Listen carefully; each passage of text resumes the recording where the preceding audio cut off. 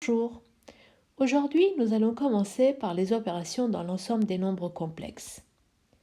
En ce qui concerne les opérations sur les nombres complexes, c'est-à-dire l'addition, la soustraction, la multiplication et la division, on applique les mêmes règles opératoires que celles qu'on appliquait avec les nombres réels. La seule différence, c'est de faire attention au nombre imaginaire i, à savoir que i au carré est égal à moins 1. Commençons par l'addition et la soustraction. Prenons deux nombres complexes z1 et z2, tels que z1 est égal à a plus ib et z2 égale c plus id. Lorsqu'on ajoute ces deux nombres complexes z1 et z2, on fait la somme de a et c, c'est-à-dire de leurs parties réelles, a plus c, plus i fois b plus t, c'est-à-dire leur partie imaginaire. Et quand on fait la différence z1 moins z2, on fait la différence entre les parties réelles, a moins c, plus i fois la différence entre les parties imaginaires, b moins d.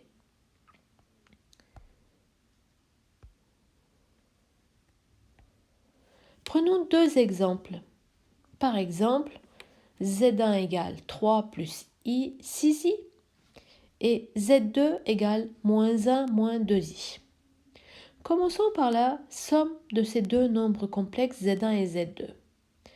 z1 plus z2, c'est-à-dire 3 plus 6i, plus moins 1 moins 2i, ce qui fait 3 moins 1, 2, et 6 moins 2, 4. Donc z1 plus z2 égale 2 plus 4i. Ensuite, z1 moins z2. 3 moins 1, c'est-à-dire 3 plus 1, la partie réelle, et plus 6 moins 2, ce qui fait 6 plus 2, la partie imaginaire. Au total, 4 plus 8i. Deuxième exemple, z1 égale 2i moins 1 et z2 égale 4 moins 3i. z1 plus z2 et z1 moins z2. z1 plus z2 moins 1 plus 4, la partie réelle, et la partie imaginaire de moins 3i, ce qui fait 3 moins i. Ensuite, z1 moins z2, c'est-à-dire moins 1 moins 4, la partie réelle, et 2 moins 3, 2 plus 3, la partie imaginaire, ce qui donne moins 5 plus 5i. Maintenant, la multiplication. Lorsqu'on multiplie deux nombres complexes, z1 et z2, z1 égale a plus ib, z2 égale c plus id, eh bien, on fait la multiplication terme par terme, a plus ib, c plus id. On multiplie a fois c, ac, a fois id, aid, ib fois c, bic, ou cib ou ibc, c'est la même chose, et ib fois id, ce qui fait i carré fois bd. Donc, si on regroupe, ça fait ac moins bd, la partie réelle, plus i fois ad plus bc. Mais ceci n'est pas une formule à apprendre par cœur. Ça se retrouve en multipliant. Par exemple, prenons cet exemple suivant. z1, z2 et z3, trois nombres complexes, et faisons la multiplication 2 à 2 de ces nombres complexes. z1 fois z2. 2i fois 1 moins 2i, je multiplie 2i avec 1 moins 2i, 2i fois 1, 2i, 2i fois moins 2i moins 4i carré, sachant que i carré est égal à moins 1, ce qui fait 2i plus 4 ou 4 plus 2i en écrivant La partie réelle d'abord, puis la partie imaginaire après. Z1 fois Z3. 2i fois 2 plus i, je multiplie. 2i fois 2, 4i. 2i fois i, 2i carré. Et comme i carré est égal à moins 1, ça fait moins 2. Donc moins 2 plus 4i. Z2 fois Z3. 1 moins 2i fois 2 plus i.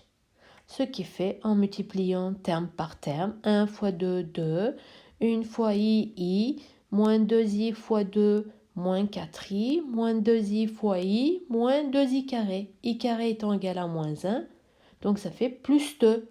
Plus 2 plus 2, 4, et moins 4i plus i, moins 3i. Voici le deuxième exemple. Z1 égale 1 plus i. Prenons le carré de Z1 et ensuite faisons Z2 égale 1 moins i au carré, comme troisième exemple. D'abord, pour le deuxième exemple, 1 plus i au carré.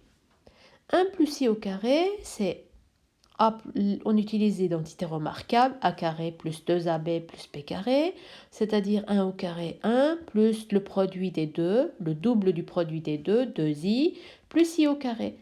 Sachant que i au carré est égal à moins 1 plus 1, 0, donc il reste 2i.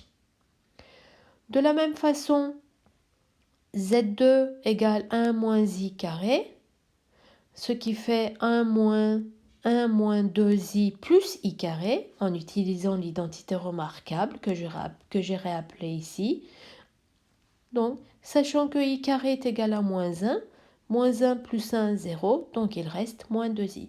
Ces deux résultats, 1 plus i au carré égale 2i, et 1 moins i au carré égale moins 2i, ce sont des résultats que l'on utilisera souvent et qu'il faudra connaître par cœur.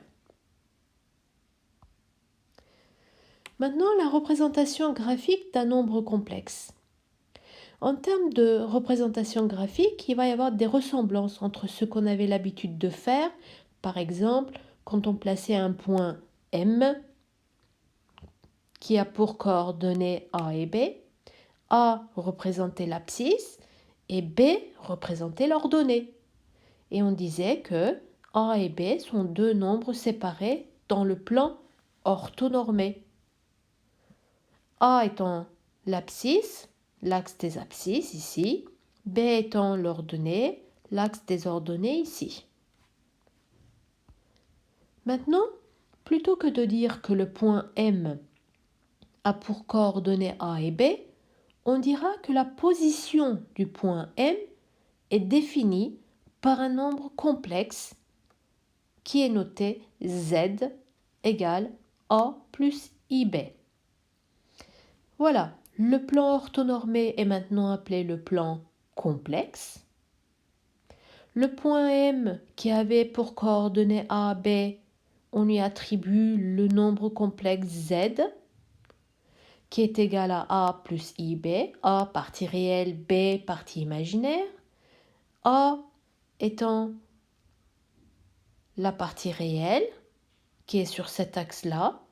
Cet axe-là s'appelle l'axe des réels maintenant. Avant, on l'appelait l'axe des abscisses. Et B, qui était l'ordonnée, est sur l'axe des imaginaires, que l'on appelait autrefois l'axe des ordonnées. Et ceci représente le plan complexe. Le point M a pour affixe le nombre complexe Z. Autrefois, on disait que le point M avait pour coordonnées A et B. Maintenant, on dira que le point M a pour affixe le nombre complexe Z. Maintenant, faisons quelques applications. La première application, je vous donne 8 points dont les affixes sont donnés ci-dessus. Je vous demande de représenter dans le plan complexe. Réel, partie réelle, imaginaire, partie imaginaire. Voici le premier point. A pour affixe 2 plus 3i. 2 sur l'axe des abscisses et 3 sur l'axe des ordonnées. Donc, je prends l'intersection et j'obtiens le point A. B, 1 moins i. 1, l'axe des abscisses, l'axe des réels, et moins 1, l'axe des imaginaires. Donc, ça nous donne ce point B. C égale 2i. 2i, la partie réelle est nulle. C'est un nombre imaginaire pur, comme on l'a vu. C'est le point qui est sur l'axe des imaginaires, il est ici. D est un nombre réel. Il n'a pas de partie imaginaire, sa partie imaginaire est nulle. Ce point-là est sur l'axe des réels, il est là, 3. E, moins 1, moins 2i. Moins 1 sur l'axe des réels et moins 2 sur l'axe des imaginaires. Je prends l'intersection, j'obtiens le point E. F, 2 moins 3i. 2 moins 3i. 2 sur l'axe des réels et moins 3 sur l'axe des imaginaires. Donc j'obtiens ce point F. G, moins 2, moins i. Moins 2 sur l'axe des réels, moins 1 sur l'axe des imaginaires, ce qui fait le point G ici. H, 3, moins 3 plus 2i. 3 plus 2i, moins 3 plus 2i, pardon. Moins 3 sur l'axe des réels et 2 sur l'axe des imaginaires. Donc j'obtiens ce point H ici.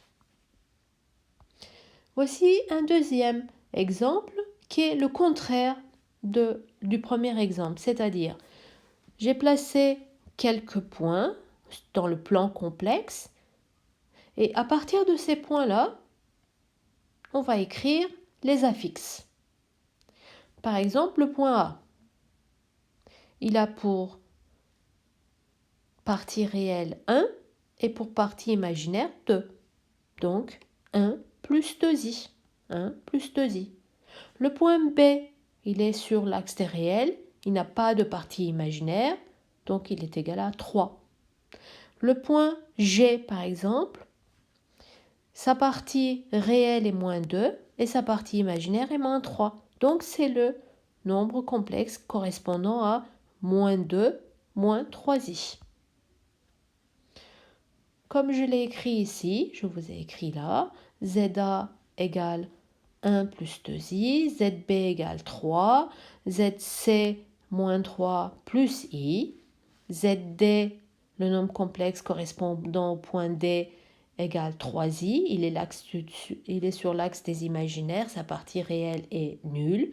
ZE est sur l'axe des imaginaires, il est égal à moins 4i. ZF, il est là, 2 moins 2i. ZG, il est là, moins 2, moins 3i. Et ZH, 3, moins 4i. Voilà pour aujourd'hui. Nous continuerons la prochaine fois avec le conjugué d'un nombre complexe. Au revoir.